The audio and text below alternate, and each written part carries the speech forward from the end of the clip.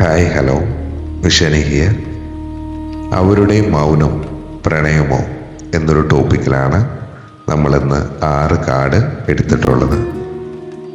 Knight of pentacles, justice reverse കാർഡാണ് വന്നിട്ടുള്ളത്. Queen of swords, 8 of swords, 2 of cups, 9 of cups. നിങ്ങളിപ്പോൾ ഒരു വ്യക്തിയെ ചിന്തിച്ചാണ് ഈ വീഡിയോ കാണുന്നതെങ്കിൽ അവരുടെ ആ മൗനം പ്രണയമാണോ എന്ന് ചോദിച്ചാൽ ഭാഗികമായി അതെ എന്ന് തന്നെ പറയാം. പക്ഷേ അതോടൊപ്പം തന്നെ വലിയൊരു മാനസിക സംഘർഷവും ഇതിലുണ്ട് എന്ന് പറയണം.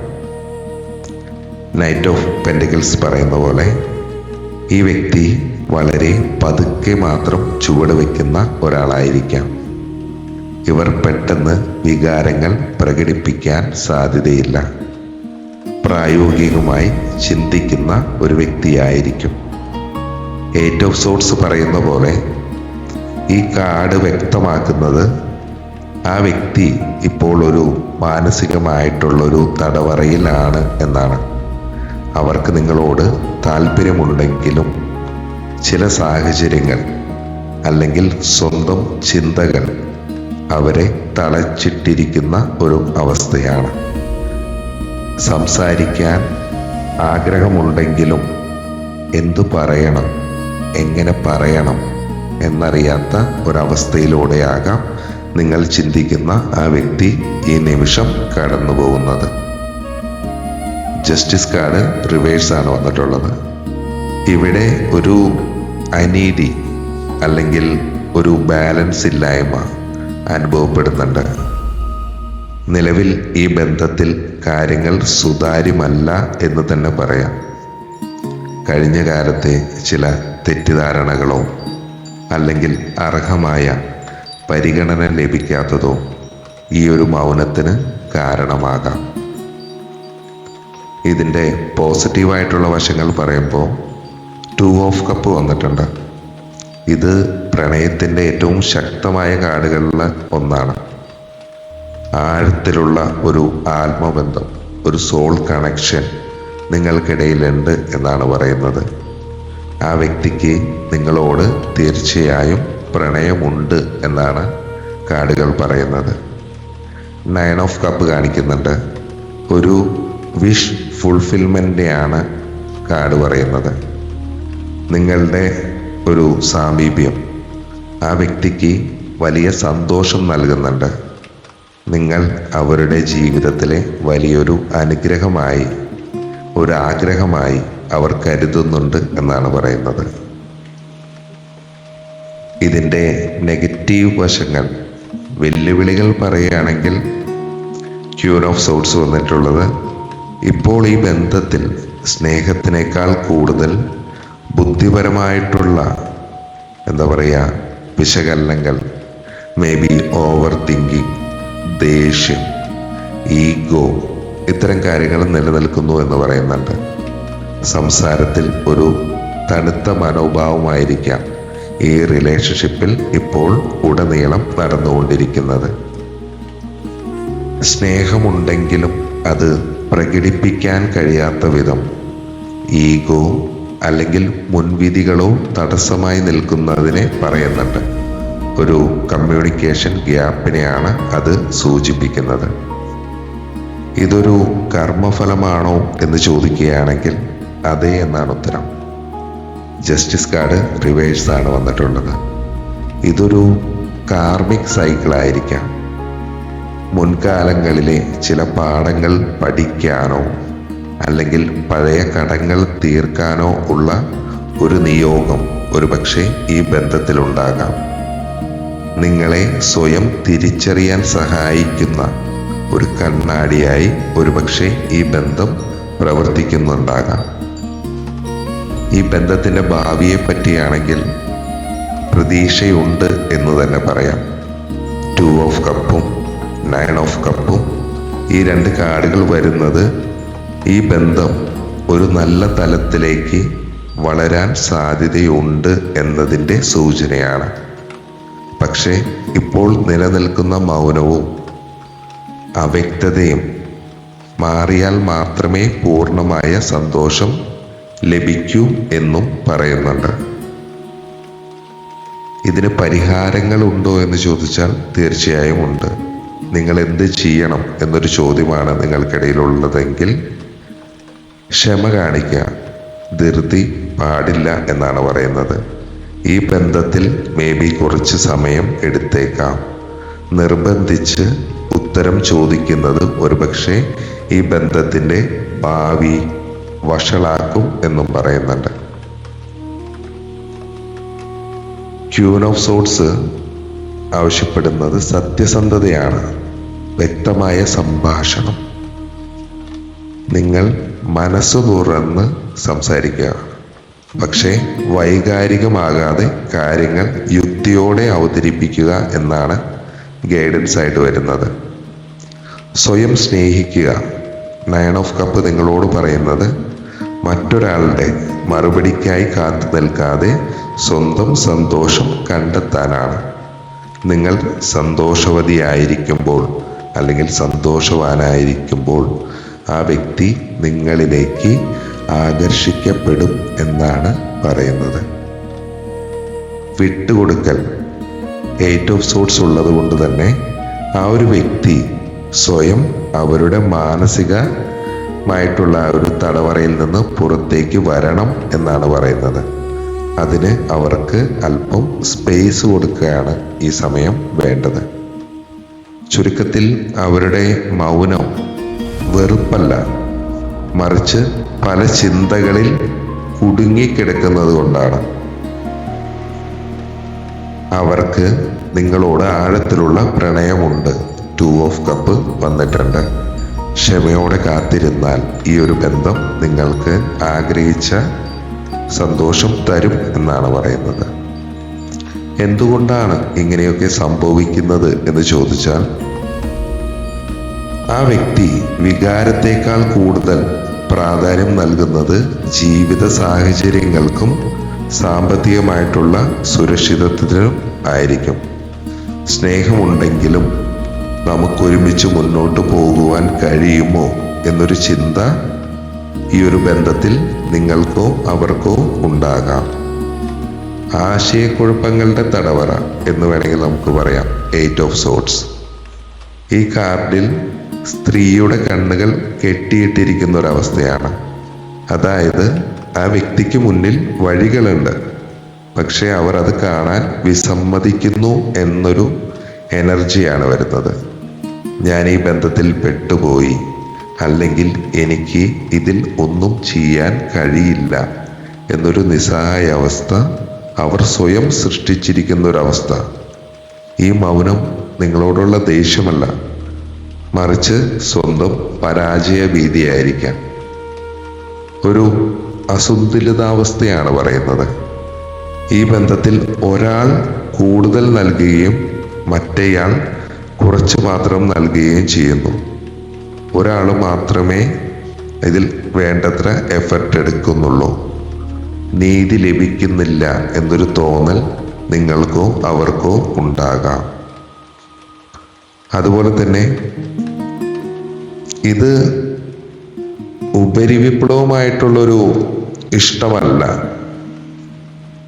ആത്മാക്കൾ തമ്മിലുള്ള ഒരു സോൾ കോൺട്രാക്റ്റ് ഈ റിലേഷൻഷിപ്പിൽ ഉണ്ടാകാം. അതുകൊണ്ടായിരിക്കാം നിങ്ങൾ എത്ര അകലാൻ ശ്രമിച്ചാലും നിങ്ങൾക്ക് ആ വ്യക്തിയെ മറക്കാൻ സാധിക്കാത്തത്. അതുപോലെ തന്നെ ഈ വ്യക്തിയുടെ ജീവിതത്തിലെ ഏറ്റവും വലിയ സന്തോഷം നിങ്ങളാണ് എന്നാണ് പറയുന്നത്. ക്യൂൻ ഓഫ് സോർട്സ് സൂചിപ്പിക്കുന്നത് പോലെ തന്നെ ഇപ്പോൾ അവർ ആ സ്നേഹത്തിനെ ഒരുപക്ഷെ ഒരു വാളുകൊണ്ട് മുറിച്ചു മാറ്റാൻ അല്ലെങ്കിൽ നിയന്ത്രിക്കാൻ വേണ്ടി ശ്രമിക്കുന്നുണ്ടാകാം. സ്നേഹം കൂടുമ്പോൾ ഉണ്ടാകുന്ന പേടിയാണ് അവരുടെ മൗനത്തിന് പിന്നിലായിട്ടുള്ളത്. ഇതൊരു കാർമിക് റിലേഷൻഷിപ്പ് ആകാനുള്ള സാധ്യത കൂടുതലാണ്. ഇതിൽ നിന്ന് നിങ്ങൾ പഠിക്കുന്ന ലെസൺ എന്താണെന്ന് വെച്ചാൽ, ഈ ബന്ധം നിങ്ങളെ പഠിപ്പിക്കുന്നത് ക്ഷമയാണ്. നൈറ്റ് ഓഫ് പെൻഡക്കിൾസ് ഒക്കെ വരുമ്പോൾ പതുക്കെയുള്ള ഒരു ചലനത്തിനെയാണ് സൂചിപ്പിക്കുന്നത്. ഇതിലുള്ള കടം എന്ന് പറഞ്ഞാൽ കഴിഞ്ഞ കാലങ്ങളിൽ പൂർത്തിയാകാത്ത ചില വൈകാരികമായിട്ടുള്ള ഇടപാടുകൾ തീർക്കുവാൻ വേണ്ടിയാകാം നിങ്ങൾ കണ്ടുമുട്ടിയത്. ജസ്റ്റിസ് റിവേഴ്സ് വരുമ്പോൾ ഈ ജന്മത്തിൽ നിങ്ങൾക്കിടയിൽ ഒരു ബാലൻസ് കണ്ടെത്തേണ്ടതുണ്ട് എന്നാണ് പറയുന്നത്. ആ വ്യക്തി പഠിക്കേണ്ട പാഠം തുറന്നു പറയുക എന്നതും നിങ്ങൾ പഠിക്കേണ്ട പാഠം സ്വയം പര്യാപ്തത കണ്ടെത്തുക എന്നതുമാണ്. ഫ്യൂച്ചറിൽ മാറ്റം വരൂ എന്ന് ചോദിച്ചാൽ ഈയൊരു ബന്ധം വിഷ് കം ട്രൂ എന്നൊരവസ്ഥയിലേക്ക് എത്തുന്നുണ്ട്. പക്ഷേ അതിനു മുമ്പ് നിങ്ങളൊരു ഘട്ടം കൂടി കടക്കാനുണ്ട്. ആ വ്യക്തി ചിലപ്പോൾ അവരുടെ ഉള്ളിലെ ഭയത്തെ അതിജീവിക്കേണ്ടതായിട്ട് വരും. അതുപോലെ തന്നെ ഇപ്പോൾ നിൽക്കുന്ന ഈ ഒരു മൗനം വളരെ പെട്ടെന്ന് അവസാനിക്കുന്നതായിരിക്കില്ല. പക്ഷെ അത് അവസാനിക്കുമ്പോൾ വളരെ ഗൗരവപരമായിട്ടുള്ള ഒരു തീരുമാനത്തിലേക്ക് ഈ ബന്ധം എത്താനുള്ളൊരു സാധ്യതയുണ്ട്. ഇപ്പം നിങ്ങൾ അവരെ ചേസ് ചെയ്യാതിരിക്കുക, അവരെ പിന്തുടരുന്നത് നിർത്തുക എന്നാണ് പറയുന്നത്. കാരണം നിങ്ങൾ എത്രത്തോളം അന്വേഷിക്കുന്നുവോ അത്രത്തോളം ആ വ്യക്തി നിങ്ങളിൽ നിന്നും അകന്നു പോകും എന്നാണ് പറയുന്നത്. അതുപോലെ തന്നെ സ്നേഹമുണ്ടാവണം, പക്ഷേ നിങ്ങളുടെ ഒരു ഡിഗ്നിറ്റി കളയരുത്. കരഞ്ഞുകൊണ്ടോ അപേക്ഷിച്ചുകൊണ്ടോ ഒരിക്കലും അവരെ സമീപിക്കരുത് എന്നാണ് പറയുന്നത്. വ്യക്തമായും കൃത്യമായും സംസാരിക്കുക, അല്ലെങ്കിൽ മൗനമായിരിക്കുക. സെൽഫ് കെയർ ആണ് പറയുന്നത്. 9 ഓഫ് കപ്പ് പറയുന്നത് നിങ്ങളുടെ സന്തോഷം മറ്റൊരാളിൽ നിക്ഷേപിക്കരുത് എന്നാണ്. നിങ്ങൾ നിങ്ങളെ തന്നെ സെൽഫ് ലവ് ചെയ്തു തുടങ്ങുമ്പോൾ പ്രപഞ്ചം ആ വ്യക്തിയെ നിങ്ങളുടെ അടുത്തേക്ക് എത്തിക്കും എന്നാണ് നമുക്ക് ഗൈഡൻസ് കിട്ടുന്നത്. ആ വ്യക്തി ഒരുപക്ഷെ നിങ്ങളെ നിരീക്ഷിക്കുന്നുണ്ടാകാം. കാരണം ക്യൂൻ ഓഫ് സോർട്സിൻ്റെ നിശ്ചിതമായിട്ടുള്ളൊരു നിരീക്ഷണത്തിനെയാണ് കാർഡുകൾ പറയുന്നത്. നിങ്ങൾ തളർന്നു പോയോ എന്നൊരു പക്ഷെ അവർ നോക്കുന്നുണ്ടാകാം. നിങ്ങൾ ശക്തമായി നിൽക്കുന്നത് കാണുമ്പോഴാണ് അവർക്ക് നിങ്ങളോട് ബഹുമാനവും കൂടുതൽ പ്രണയവും തോന്നുക എന്നും പറയുന്നുണ്ട്. ക്യൂൻ ഓഫ് സോർട്സും 8 ഓഫ് സോർട്സും വരുമ്പോൾ നിങ്ങൾ ചിന്തിക്കുന്ന ആ ഒരു വ്യക്തി വലിയൊരു ആന്തരിക സംഘർഷത്തിലൂടെ കടന്നു പോകുന്നു എന്നാണ് പറയുന്നത്. യുക്തിയും വികാരവും. ക്യൂൻ ഓഫ് സോർട്സ് പറയുമ്പോൾ വളരെ മൂർച്ചയുള്ള ബുദ്ധിയെയാണ് സൂചിപ്പിക്കുന്നത്. അവർ പ്രണയത്തെ വെറും വികാരമായി കാണാൻ ഭയപ്പെടുന്നു എന്ന് പറയുന്നു. അവർ വിചാരിക്കുന്നത് നിങ്ങളുമായിട്ട് അടുത്താൽ അവരുടെ സ്വാതന്ത്ര്യം നഷ്ടപ്പെടും എന്നാണ്. അല്ലെങ്കിൽ ഈ ബന്ധം സമൂഹത്തിന് മുന്നിൽ ശരിയാകില്ല എന്നാണ്. ജസ്റ്റിസ് കാർഡ് റിവേഴ്സും കൂടി വരുമ്പോൾ ഇത് വളരെ വ്യക്തമായി നമുക്കറിയാൻ സാധിക്കും. മൗനം ഒരുപക്ഷെ ഈ സമയം ഒരു കവചമാകാം. അവർ സംസാരിക്കാത്തത് നിങ്ങളെ അവഗണിക്കാൻ വേണ്ടിയല്ല, മറിച്ച് സംസാരിച്ചാൽ അവരുടെ ഉള്ളിലെ സ്നേഹം പുറത്തു വരുമെന്നും അത് അവരെ ദുർബലരാക്കുമെന്നും അവർ ഭയപ്പെടുന്നു. ഈ ബന്ധത്തിൻ്റെ ഒരു ആഴം എന്ന് നമ്മൾ നേരത്തെ പറഞ്ഞു. ഇത് വെറുമൊരു പ്രണയമല്ല. ഇത് മേ ബി ഒരു ടിൻ ഫ്ലെയിം അല്ലെങ്കിൽ ഒരു ഹൈ ലെവൽ സോൾമേറ്റ് കണക്ഷൻ. അത്തരം ബന്ധങ്ങളാവാനുള്ള ഒരു സാധ്യതയുണ്ട്.